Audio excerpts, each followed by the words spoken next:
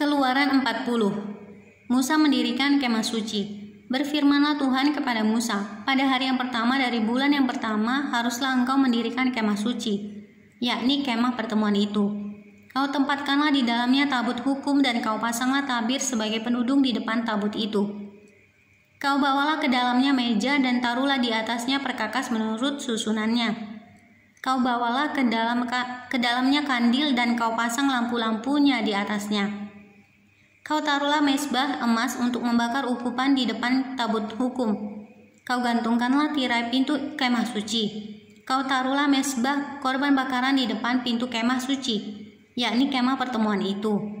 Kau taruhlah bejana pembasuhan di antara kemah pertemuan dan mezbah itu. Lalu kau taruhlah air ke dalamnya. Haruslah kau buat pelataran keliling dan kau gantungkanlah tirai pintu gerbang pelataran itu.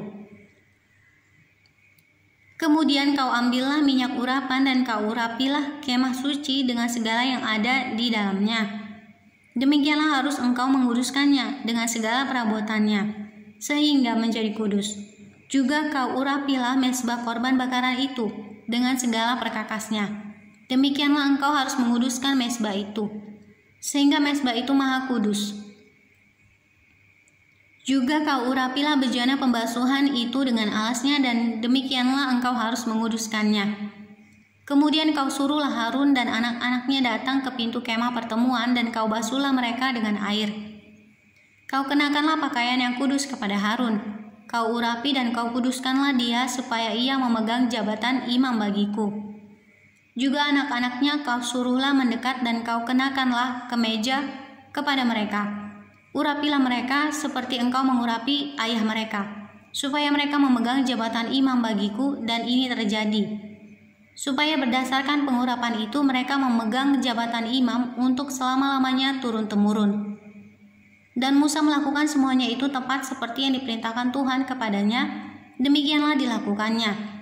Dan terjadilah dalam bulan yang pertama tahun yang kedua pada tanggal 1 bulan itu, maka didirikanlah kemah suci.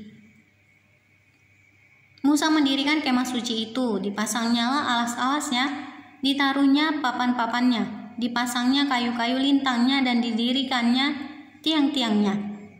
Dikembangkannyalah atap kemah yang menudungi kemah suci dan diletakkannyalah tudung kemah di atasnya, seperti yang diperintahkan Tuhan kepada Musa. Diambilnyalah loh hukum Allah dan ditaruhnya ke dalam tabut. Dikenakannya kayu pengusung pada tabut itu dan diletakkannya tutup pendamaian di atas tabut itu. Dibawanyalah tabut itu ke dalam kemah suci, digantungkannyalah tabir penudung dan dipasangnya sebagai penudung di depan tabut hukum Allah, seperti yang diperintahkan Tuhan kepada Musa. Ditaruhnyalah meja di dalam kemah pertemuan pada sisi kemah suci sebelah utara di depan tabir itu. Diletakkannya di atasnya roti sajian menurut susunannya di hadapan Tuhan, seperti yang diperintahkan Tuhan kepada Musa. Ditempatkannya kandil di dalam kemah pertemuan berhadapan dengan meja itu pada sisi kemah suci sebelah selatan. Dipasangnya lampu-lampu di atasnya di hadapan Tuhan, seperti yang diperintahkan Tuhan kepada Musa. Ditempatkannya mezbah emas di dalam kemah pertemuan di depan tabir itu. Dibakarnyalah di atasnya ukupan dari wangi-wangian seperti yang diperintahkan Tuhan kepada Musa. Digantungkannyalah tirai pintu kemah suci. Mezbah korban bakaran ditempatkannya di depan pintu kemah suci, yakni kemah pertemuan itu, dan dipersembahkannyalah di atasnya korban bakaran dan korban sajian, seperti yang diperintahkan Tuhan kepada Musa. Ditempatkannya bejana pembasuhan di antara kemah pertemuan dan mezbah itu. Lalu ditaruhnyalah air ke dalamnya untuk pembasuhan. Musa dan Harun serta anak-anaknya membasuh tangan dan kaki mereka dengan air dari dalamnya. Apabila mereka masuk ke dalam kemah pertemuan dan apabila mereka datang mendekat kepada mezbah itu, maka mereka membasuh kaki dan tangan, seperti yang diperintahkan Tuhan kepada Musa. Didirikannya tiang-tiang pelataran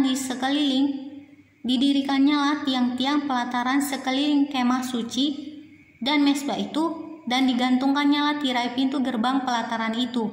Demikianlah diselesaikan Musa pekerjaan itu. Kemuliaan Tuhan memenuhi kemah suci. Lalu awan itu menutupi kemah pertemuan dan kemuliaan Tuhan memenuhi kemah suci, sehingga Musa tidak dapat memasuki kemah pertemuan sebab awan itu hinggap di atas kemah itu dan kemuliaan Tuhan menutupi kemah suci. Apabila awan itu naik dari atas kemah suci, berangkatlah orang Israel dari setiap tempat mereka berkemah. Tetapi jika awan itu tidak naik, maka mereka pun tidak berangkat sampai hari awan itu naik. Sebab awan Tuhan itu ada di atas kemah suci pada siang hari, dan pada malam hari ada api di dalamnya, di depan mata seluruh umat Israel pada setiap tempat mereka berkemah.